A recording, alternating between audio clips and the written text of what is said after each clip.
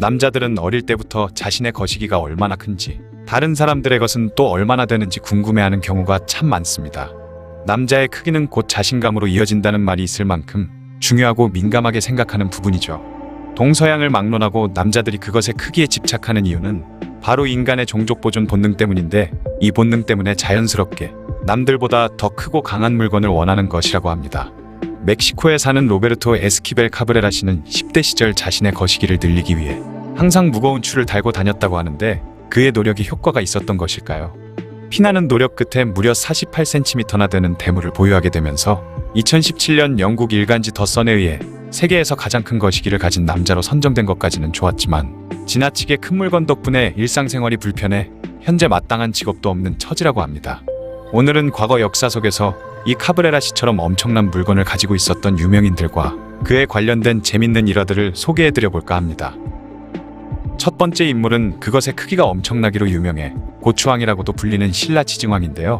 지증왕은 신라 22대 왕으로 삼국유사를 보면 그의 물건이 무려 한자 5이었기에 신부를 찾기가 어려웠다는 구절이 나옵니다. 그의 큰 거시기 때문에 지증왕이 뜨밤을 보내려 했던 처녀들이 너무 아파 울면서 도망갔기 때문이죠. 그래서 지증왕은 각 지방의 사자를 보내 자신을 감당할 만한 처녀를 찾으라는 명을 내리는데요. 한 사자가 모량부에 도착해 동로수 아래에 쉬고 있을 때 큰 개 2마리가 북만한 누런 똥을 양쪽에서 물고 싸우는 광경을 보게 됩니다. 이걸 본 지증왕의 사자는 이거다 싶어서 곧장 모량부의 마을로 내려가 그 커다란 똥덩어리의 주인이 누구냐고 물었고, 잠시 후 한 소녀가 그 크고 아름다운 은가는 모량부 상공의 딸이 빨래를 하다가 숲속에 숨어서 만들어낸 작품입니다 라고 알려줬고, 지증왕의 사자가 그 집을 찾아가서 처녀를 보니 키가 7자 5이나 되었다고 하죠. 사자는 급히 지증왕에게 그 처녀에 대해 보고했고, 지증왕도 기쁜 마음에 수레를 보내 그녀를 궁중으로 불러 왕비로 삼았는데, 그녀가 바로 버풍왕의 모친으로 유명한 연제 부인이라고 합니다. 가히 엄청난 스펙을 보유한 국왕과 그에 못지않은 왕비의 만남이라고 할 수 있겠네요. 두 번째는 춘추전국 시대 진나라의 노예라는 인물입니다. 진시 황제의 생모인 태후 조이는 젊은 나이에 남편을 잃게 되자 예전 연인 관계였던 승상 여부리를 유혹하기 시작했죠. 여부리는 현 황제의 모친인 조이와의 관계가 들통나면 목숨이 날아갈 것이 뻔했기에 대책을 생각해냈는데, 당시에 크고 아름다운 거시기를 가진 것으로 유명한 노예라는 자를 데려와 수시로 길거리에서 오동나무로 만든 바퀴를 거시기로 돌리는 공연을 벌인 것입니다. 거대하고 무거운 수레바퀴를 거시기로 풍차 돌리듯 한다니 말도 안 되는 소리지만, 그만큼 노예의 물건이 보통 사람들과는 수준이 달랐다고 보시면 될 것 같습니다. 조이가 그 소문을 듣고는 은밀히 노예를 갖고자 했고, 여부리는 조이에게 거짓으로 궁영을 받으면 노예를 궁중에서 일하게 할 수 있습니다 라고 일러주었는데요. 그 말을 들은 조이는 궁영을 집행하는 관리에게 뇌물을 줘서 노예에게 궁영을 집행한 것처럼 꾸미고는 그의 수염과 눈썹을 밀고 난 후 그를 곁에 두게 됩니다. 이후 조이는 노예와 간통하며 그를 매우 총애한 끝에 결국 노예의 아이를 임신까지 하게 됩니다. 사람들에게 이 사실을 들킬까 두려워한 조이는 거처를 다른 곳으로 옮겼고, 노예는 이후에도 늘 조이를 곁에서 모시면서 많은 상을 받으며 권세를 누렸습니다. 그런데 권력의 달콤한 맛을 본 노예가 지나친 욕심을 부리게 되면서 자신의 아이를 왕으로 삼기 위해 진시황을 암살하려 시도하게 되죠. 하지만 그의 암살 계획은 실패했고, 결국 노예는 사지를 찢는 거열령을 당해 최후를 맞이하게 됩니다. 비록 마지막은 비참했지만 큰 거시기 하나로 황후의 곁에서 권세를 누리며 남부럽지 않은 삶을 살았으니 대물남으로 역사의 이름을 남길 만하네요. 세 번째 대물남은 러시아의 요승이라 불리는 라스푸틴입니다.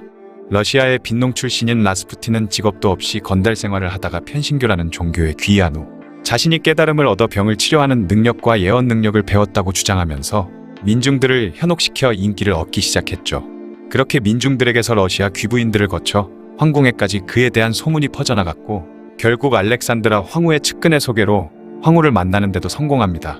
그 당시 러시아 황제 니콜라이 2세의 외아들인 알렉세이 황태자가 혈우병을 앓고 있었는데, 그 상태가 황실의 주치의마저도 포기할 정도로 심각했죠.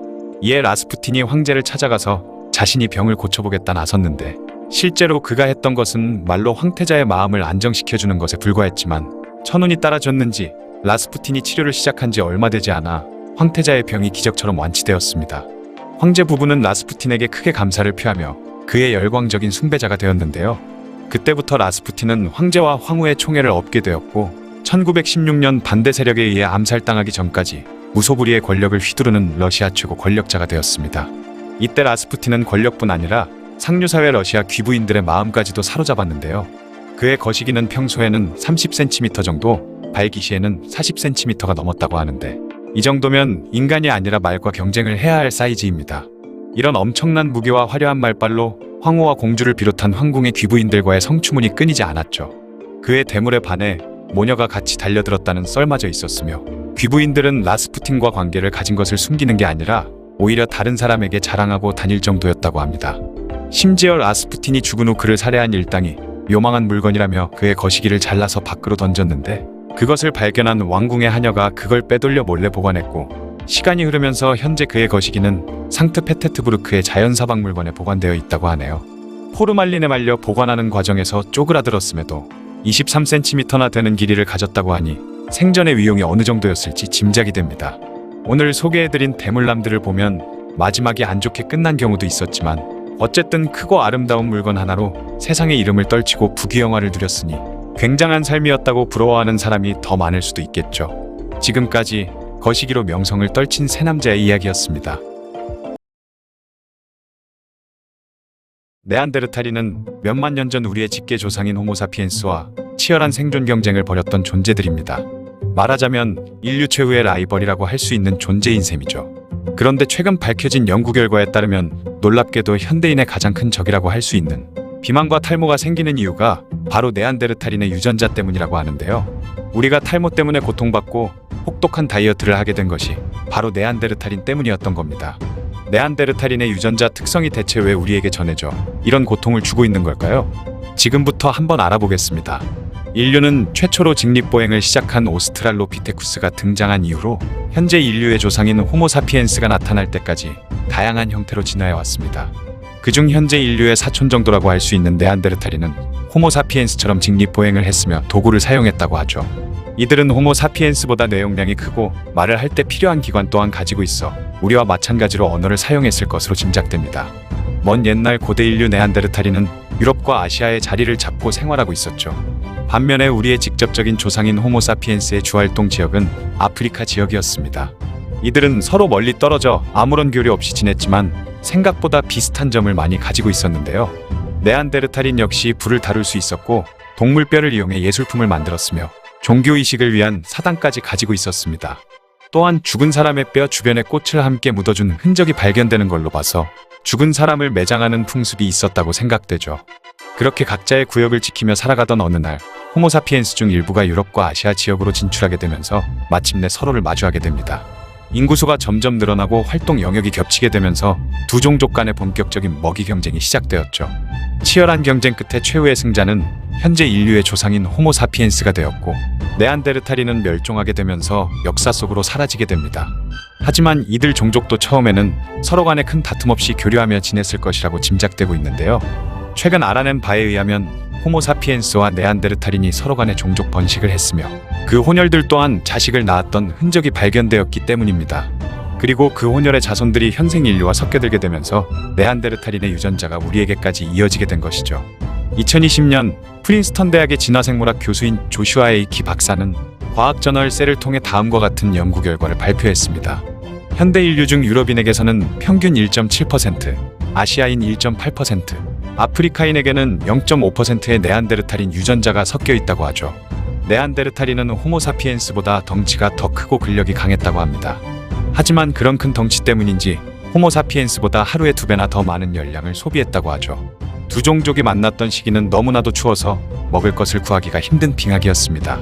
때문에 네안데르탈인들은 에너지 효율이 안 좋은 몸으로 살아남기 위해서 음식을 통해 얻은 에너지를 지방으로 저장하는 능력이 뛰어났다고 하죠. 네안데르탈인의 이런 유전자 특성이 현대인들에게 이어져 비만의 원인이 된 것입니다.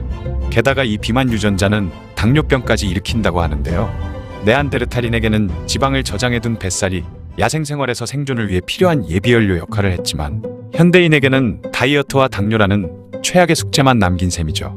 이 밖에 탈모와 우울증, 흡연 중독, 그리고 코로나에 취약한 유전자 또한 네안데르탈인의 유전자로부터 비롯된 것이라는 연구 결과 또한 발표되었다고 합니다.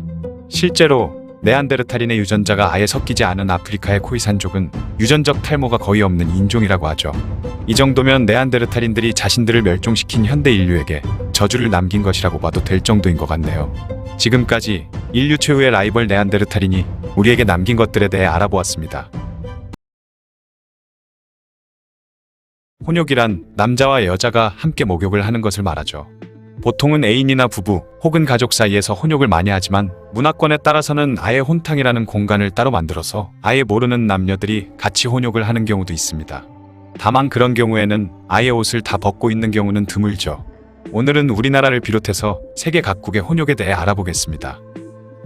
현재 대한민국에서는 법적으로 혼욕이 금지이기 때문에 만 4세 이상의 남녀는 목욕탕에 동반 입장이 불가능하며 앞으로도 한국 내에서 혼욕 문화가 자리 잡을 가능성은 없어 보이죠. 하지만 옛날에는 우리나라에서도 혼욕을 했던 기록을 찾아볼 수 있는데 신라 시대에는 귀족들이 대부분 자신의 집에 여러 명이 같이 쓰는 목욕시설을 갖추고 있었으며 절에서는 스님들과 신도들이 함께 쓰는 대형 목욕탕이 있었다고 하네요. 1123년에 송나라 사신으로 고려를 방문한 서경이 쓴 선화봉사고려도경을 보면 고려시대에는 혼욕이 일반적인 풍습이었던 것으로 보입니다. 서경의 기록에 따르면 고려인들은 아침에 일어나면 먼저 목욕부터 했으며 여름에는 하루에 2번씩 목욕을 할 정도로 자주 씻었기 때문에 중국인들이 때가 많은 것을 비웃었다고 하는데요. 그 당시에는 대형 사찰에 있는 일부 목욕시설 정도를 제외하면 지금과 같은 공중 목욕탕이 없었기 때문에 계곡이나 흐르는 시냇물에서 사람들이 모여 남녀 구분 없이 모두 옷을 언덕 위에 벗어놓고 벌거벗은 남녀가 같이 몸을 씻는 것이 자연스러웠다고 하죠. 다만 조선시대로 넘어오면서부터 남녀 접촉을 엄격히 제한하는 유교윤리 때문에 남녀의 혼욕이나 벌거벗고 목욕을 하는 것을 불온한 행위로 취급해서 왕족이나 양반들조차 전용 옷을 걸치고 목욕을 해야만 했습니다. 한국에서 다른 나라의 혼탕이라고 하면 흔히 일본을 생각하는 경우가 많은데 인터넷이나 TV에서 보이는 것과 다르게 일본인들도 일상생활 속에서 혼탕을 갈 일은 그리 많지 않다고 하죠. 그나마도 젊은 남녀들이 많이 오는 혼탕은 수영복을 필수로 입어야 하며 옷을 벗고 들어가는 혼탕은 노인들이 대부분이라고 합니다. 일본의 혼욕 역사는 매우 오래됐는데 일반적으로는 에도시대 이전부터 존재한 것으로 알려져 있는데요. 다만 에도시대 때는 물이 워낙 부족했기 때문에 지금의 사우나와 같은 형태를 목욕이라고 불렀으며 혼욕도 사우나탕에 남녀가 같이 들어가 있는 시기였다고 하죠. 재미있는 사실은 당시 맞선을 혼욕탕에서 보는 경우도 많았는데 첫 만남에 서로의 알몸을 보면서 몸에 이상이 없는가를 체크했다고 합니다. 하지만 1853년 쇄국 정책을 취하던 일본이 서양의 문물에 큰 충격을 받고 그들의 문물을 적극적으로 받아들이기 시작한 쿠로운의 사건이 일어났는데 당시 일본을 방문한 페리제독이 혼욕을 하는 일본인들을 보고 음탕한 사람들이라고 표현하자 서양에 비춰지는 일본의 모습이 걱정됐는지 이후 일본에서 혼욕 문화는 빠르게 사라져갔다고 하네요. 현대 일본의 경우는 사실상 전국에서 혼욕이 금지되어 있지만 료칸이나 온천 또는 대형 공중 목욕탕에서 가족탕이나 대절탕이라는 것을 이용하면 혼욕이 가능하다고 합니다. 그리고 가족탕이나 수영복 착용 같은 제한이 없는 혼욕이 가능한 온천은 대도시 같은 곳에서는 찾아볼 수 없고 인구가 적은 시골 지역에 가야 볼 수 있는데 그나마도 그 지역에 사는 어르신들이 대부분이라고 하죠. 여담으로 일본의 경우 남탕이라도 욕탕과 탈의실 청소를 여성들이 하는 경우가 많고 때를 밀어주는 세신사도 여성들이 대부분이라고 하니 일본 여행 가서 목욕탕을 이용하시게 되는 분들은 너무 놀라지 마세요. 유럽 국가들 중에서는 독일이 오래전부터 혼욕으로 유명한데 중세 말기인 14세기 독일에서는 마을에 축제가 있으면 남녀가 함께 옷을 벗고 목욕을 즐겼다고 합니다. 마치 고대 로마 시대의 목욕 문화처럼 당시 독일에서는 혼욕이 파티처럼 취급된 것인데 결혼식이나 특별한 연회가 있을 때면 대중 목욕탕으로 가서 모든 사람들이 맨몸을 드러낸 채 이야기를 하거나 술을 마시며 즐겼다고 하죠. 로마의 책사냥꾼이라 불리던 포조 브라촐리니의 기록에 의하면 그가 독일 바덴의 온천에 갔을 때 그곳 사람들은 젊은 여자든 나이든 여자든 상관없이 남자들 앞에서 아무런 거리낌 없이 벌거벗은 채로 물에 들어갔다고 합니다. 남탕과 여탕을 구분하는 격자 같은 것이 있기는 하지만 그야말로 형식적인 것일 뿐 그들은 너무나도 자연스럽게 서로를 만지거나 음료를 마시면서 이야기를 나누는 모습을 보여줬다고 하죠. 독일에는 현재도 전국적으로 수많은 혼탕이 있는데 비스바덴이나 바덴바덴 등 지명에 목욕하다라는 뜻의 바덴이 들어가 있는 곳은 대부분 목욕으로 유명한 곳이라고 합니다. 독일의 혼탕에는 젊은 여자와 남자들이 많지만 그곳에 있는 사람들은 대부분 자연스럽게 자기 볼일을 보거나 지인들과 이야기를 나눈다고 하죠. 독일의 혼탕에 가게 될 경우 혹시라도 다른 사람들을 뚫어져라 쳐다보다가는 강제로 쫓겨날 수도 있다고 하니 조심하세요. 실제로 최근에는 혼탕에 들어온 동양인들이 그곳에 있는 사람들을 너무 쳐다보고 다녀서 동양인이 들어오면 꺼려하는 사람들도 많아졌다고 합니다. 그리고 유럽의 일부 국가에서 공창제를 실시하는 곳들은 일반적인 목욕탕뿐 아니라 성매매가 포함된 형태의 목욕탕도 있기 때문에 해당 국가에서 혼탕을 가게 되면 미리 주의를 하는 것이 좋겠죠. 독일과 핀란드에는 대부분의 목욕탕이 혼탕인 경우가 많은데 이 나라들의 공중 목욕탕은 우리나라와는 개념이 좀 많이 달라서 주기적으로 씻으러 가는 곳이라기보다는 우리가 온천 가듯이 놀러 가는 곳이라고 합니다. 그 외에 헝가리의 세체니 온천이나 아이슬란드의 노천 온천 같은 곳도 관광지로 유명한데 여기서는 옷을 홀랑 벗으면 안 되고 수영복을 입어야 한다고 하네요. 지금까지 세계 각국의 혼욕 이야기였습니다.